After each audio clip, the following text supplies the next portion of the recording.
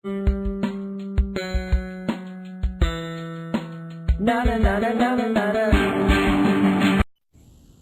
guys, welcome to Life with Juan. It is me, Juan, and today we are playing another game of Prognosis. Right. So, I am currently studying the first aid for the USMLE Step 1 by Tao Le. And anybody who is going to take the USMLE is highly recommended for them to read this book. Now, the first chapter of this book pertains to biochemistry. And I thought, let's play a case related to biochemistry or genetics. In this case, let's play an oncology case. So, over here in Prognosis, they have a chapter called Familial, and we're going to play that case right now. Let's go there. All right. So, a 57-year-old Caucasian man presents with pain and bleeding from a slowly enlarging lump on his upper lip, which first appeared 1 month ago. His sister was diagnosed with colon cancer at the age of 30, his mom with uterine cancer at the age of 38, and his paternal grandfather with cancer of the bladder at an unknown age. He smokes with a past history of 10 years. That's sketchy. And his job requires him to be exposed to sunlight for around 5 to 6 hours per day. Okay, this gives us some clues. Sunlight exposes you to a lot of UV radiation. And what UV radiation does to your genes, it causes dimerization. Dimerization of nucleic acids. Okay, and that causes mutations in your genes. Okay, that's very, very suggestive. So I'm thinking diadenine bonds. That's the first thing that comes to mind. It's when adenine binds to itself. It's when adenine binds to itself, causing, these little knots in your DNA. And that's not good because it can cause mutations. It can cause damage to your DNA and how it's transcribed, how it's, oh good Lord, I forgot the word. How it's transcribed and how it's replicated. There we go. And this is fixed by markers in the G1 and the S cycle of the gene cycle, of the cell cycle, right? So let's see. In our physical exam, all over his face, we have yellow to white, slightly raised papules, suggested of adenoma sebaceum, and he has similar lesions on his trunk. Okay, and on his upper lip, he has a hyperkeratotic plaque that's 2 by 1.5 centimeters. It's well demarcated. And then he has no abnormalities for the remainder of his exam.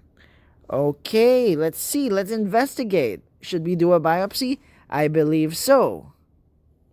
Atypical squamous cells impinging on the dermis, compatible with squamous cell carcinoma. Oh no, that is not good at all. Let's see. Should we do a colonoscopy? I don't know. I'm iffy about that. Immunohistochemistry? CT urography. Let's do immunohistochemistry. Okay, it's positive. It's immunohistochemistry of the growth is positive, and there's absent staining for the MS2 and the MH6 mismatch repair proteins. Okay, the mismatch repair proteins detect errors in your gene, errors in your chromosomes, errors in your DNA, and these signal for your cell cycle to stop and to repair the DNA. Okay, that's good. What else? Should we do a colonoscopy? Well, usually you have primary cancers happening in the colon, and you would consider metastasis from the colon to other parts of the body. However, the problem here is that I'm not sure if the skin is a common site of metastasis for the colon. And his history gives us enough data for us to conclude that the skin cancer is a primary tumor. So I'm not gonna do a colonoscopy for this case. CT urography. Should we do a CT urography? Why would we do a urography? Would we assume any problems with his urogenital tract? I will not do a urography. I don't think it's necessary either. Okay, should we screen his first degree relatives? Yeah. Refer patient to oncology? Yeah, definitely. Cryotherapy or dermabrasion. I'd only do one of these two. I wouldn't do both. But I definitely shouldn't do neither. Now, which of these two would be the more appropriate plan of action? So, it said that his lesion was 1.5 by 2 cm, well demarcated. It's funny that I'm reading this backwards. It should be 2 by 1.5 cm. I'll go with cryotherapy, since the lesion is well demarcated, and if we freeze it, then take it off, it might be easier for us to do so. Dermabrasion doesn't sound so appetizing to me, for lack of a better word, at the moment. Although I must admit I haven't been so exposed to this word in my studies, so I don't really know what it is. So should we pursue this plan? Should we proceed with management? Let us proceed. I am done managing this patient. Okay, as always, I get 1 out of 3 stars. Let's see what I did wrong. So apparently, I should have done colonoscopy and CT urography. Likewise, cryotherapy was not necessary. Okay, I see. Let's see what the logic behind this is. So the gentleman has presented with a peculiar and concerning history. I have not proceeded to the next paragraph. I'm thinking this is basal cell carcinoma. First of all, consider the lesion on his lip. The history of bleeding and progressive enlargement is worrisome and raises suspicion of malignancy. When considered along with his frequent exposure to the sun, possibility of squamous cell or basal cell carcinoma comes to mind. However, there are 2 unusual clinical findings which confound the diagnosis. Strong family history of malignancy. Oh, that's why I should have done the colonoscopy, because of the strong family history. And presence of numerous sebaceous adenomas over his face and trunk. Could all of these be connected together, perhaps via a familial syndrome? FAP, familial adenomatous polyposis. I should have considered that. Okay. Although the presence of adenoma sebaceum makes one think of tuberous sclerosis, there are no other supportive dermatological or neurological manifestations, making this unlikely. Another rare syndrome comes to mind. Ooh, this is new. Muir-Torre. I think that's French. Muir-Torre. I don't know how to pronounce that, guys. If you know how to pronounce that, tell me so in the comments. That would be great. So, which perfectly matches this presentation. Of course, it should not be forgotten that painful growth on the lip and the remainder of the clinical findings may not be related at all. If the unifying diagnoses come up empty, this should be the next line of thinking, giving the strong likelihood of MTS. I'll just call it that. Let's not pronounce it. Muir-Torre. I have no idea. The next step should be to obtain the corroborative data. Corroborative data via histological analysis of the growth and immunohistochemistry for absence of mismatch repair proteins. These show the growth to be a squamous cell carcinoma, with absence of MSH2 and MSH6 MMRs. This virtually confirms the diagnosis of MTS. Note, however, that a germline mutation analysis should be performed, definitely to document the absence of these genes. MTS is associated with numerous visceral malignancies, particularly colorectal and urothelial. All such patients should be screened in this regard. Okay, so that is why I should have done these 2 tests. In this patient, colonoscopy proves to be fruitful by discovering a previously unknown adenocarcinoma of the hepatic flexure. He needs urgent referral to an oncologist for further staging and management of the oral and bowel cancers. Given the familial nature of his disease, his first-degree relatives should be screened for hidden malignancies. Cryotherapy of the lump will be of no benefit. Okay, why? It doesn't say why. Please tell me. Or actually, I can look that up in a journal article. Okay, so I tried looking at this one source called Treatment of Adenoma Sebaceum by Cryosurgery, Report of a Case. This was written in 1980. Unfortunately, this article was under a paywall, so as much as I would have wanted to study this article, I could not. Therefore, I had to turn to this one article called Extensive Facial Adenoma Sebaceum, Successful Treatment with Mechanical Dermabrasion, Case Report. Now, over here, we can already see that dermabrasion is an option for us in this case. However, as the game said, it is probably not an urgent need in this regard. So let's look at what it has to say about cryosurgery. All this article says is that liquid nitrogen cryosurgery has been attempted with good results. Wait, where is it? Here we go. Liquid nitrogen cryosurgery has been attempted with good results, with reported good results. So I don't understand why cryosurgery is not an option in this regard. I am lost. Please tell me in the comments where my logic is lapsing. Why is cryosurgery not an option? Please let me know in the comments and I would be very, very thankful. Okay, let's go back to the game. MTS, or Muir-Torre syndrome, is a familial cancer syndrome with an autosomal dominant inheritance, one thought to be a separate entity from Lynch syndrome, or HNPCC, hereditary non-polyposis colorectal cancer. It's now understood to be a rare variant of it. This is when mismatched genes aren't repaired in the S phase of the cell cycle.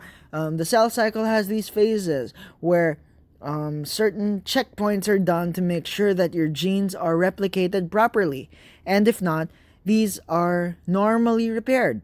However, in Lynch syndrome, you would not be able to repair these genes. And this manifests in several cancers. My mnemonic for this is OSCE, or OSCE, which is first ovarian, then you would have S, skin, C, which is colorectal, and E, endometrial. So you would have these cancers in Lynch syndrome, and our patient already manifests with the skin. I think that is why it would have been prudent to do colonoscopy. So this condition was independently described by Muir et al. In 1967 and Torre in 1968, and then since then you have more than 200 cases in literature. So as of now, there's no concrete data on its epidemiology. It's only based on case reports, and it can be interpolated that it mainly affects Caucasians.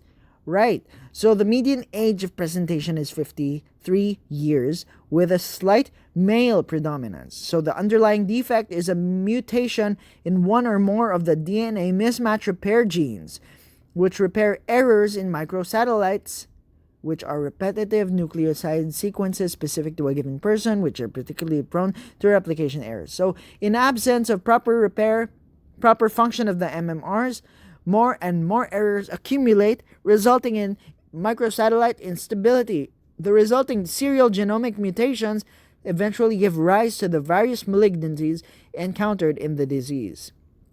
Okay, like we talked about earlier, there's a problem with your repair mechanism. It has also been discovered that immunosuppression can unmask a latent phenotype with MTS. This is characterized by the presence of at least one sebaceous neoplasm, sebaceous in particular, or oil-producing, along with one or more visceral malignancies. Alright, So the typical skin tumors seen in MTS are sebaceous adenoma, sebaceous carcinoma, keratoacanthoma, and basal cell carcinoma with sebaceous differentiation. Of these, sebaceous adenomas are by far the most common. So seboacanthoma is a less common skin tumor, highly suggestive of MTS. Note that the skin lesions of MTS typically develop after the first visceral malignancy is diagnosed, although they may also appear concomitantly or as the first tumor of the disease. Carcinoma of the colon, proximal to the splenic flexure, is the most common visceral malignancy encountered in MTS. Note that this contrasts with sporadic colorectal cancer, where almost 70% of lesions occur in the distal colon. The next most common visceral malignancies are those of the urogenital apparatus. So, like I said, the endometrium, the ovary, as well as the bladder, the kidney, and the ureter. So I should incorporate those into my mnemonic. So I can say USKUB. Yeah. So carcinomas of the breast, parotid, and upper gastrointestinal tract, and hematological malignancies may also occur in these patients, although they are considerably rarer. Note that these individuals may have more than one malignancy at the time of presentation. MTS should be diagnosed and managed in a multidisciplinary manner. So a multidisciplinary team. The team should consist of primary care physicians, internists, geneticists, oncologists, dermatologists, gastroenterologists, surgeons, and genetic counselors. So the first step is to obtain a comprehensive medical history, including an extended pedigree, and perform a complete physical examination of the patient. In patients in whom the diagnosis is suspected, 2 screening tests can be considered. So, immunohistochemistry, which we did of tumor tissue, is the initial test of choice, as it is easy to perform and interpret while having a high degree of sensitivity and specificity.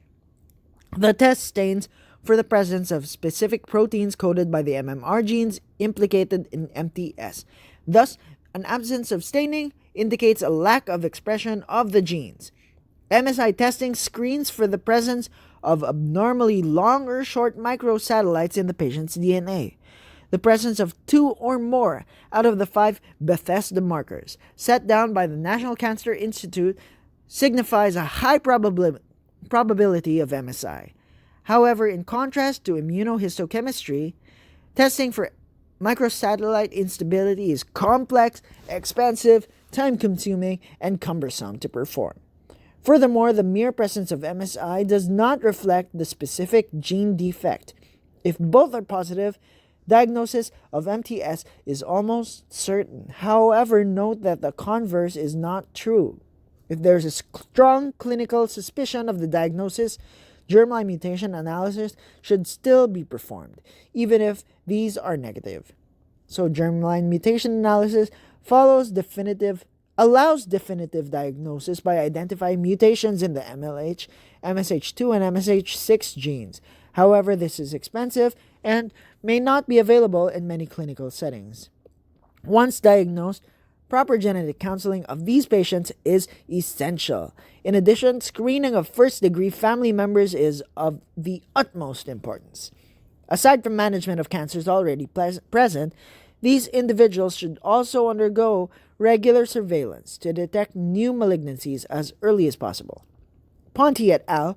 Recommends that surveillance includes, I believe, regular clinical examination, dermatological examination, estimation of carcinoembryonic antigen levels, urine cytology, chest radiology, and examination of cervical smears in females. Colonoscopy, CT scanning of the abdomen and pelvis, mammography, and endometrial biopsy should also be undertaken at designated intervals. Being aware of MTS allows physicians and dermatologists to have a high index of suspicion so that high-risk patients may be referred early for cancer prevention programs. So, here are the take-home messages. Muir-Torre syndrome is a rare variant of hereditary non-polyposis colorectal cancer. These individuals are at high risk for visceral malignancies and should be screened regularly. Colon cancer, proximal to the splenic flexure, is the most common visceral malignancy in MTS. And finally, familial screening of first-degree relatives allows for early diagnosis of high-risk individuals. So there we are. That was familial of the game Prognosis. Tell me, guys, what did you think of this game? How did you guys do? Would you have done the same thing that I did? Please let me know in the comments below. Anyway, that was it for today's episode of Life with Juan. Please like this video, leave a comment, and subscribe to my channel, and hit the bell for future updates. As always, this has been Juan, and I'd like to see you next time. Remember, live life to the fullest because you only have one life to live. Bye-bye! Na na na na na na na.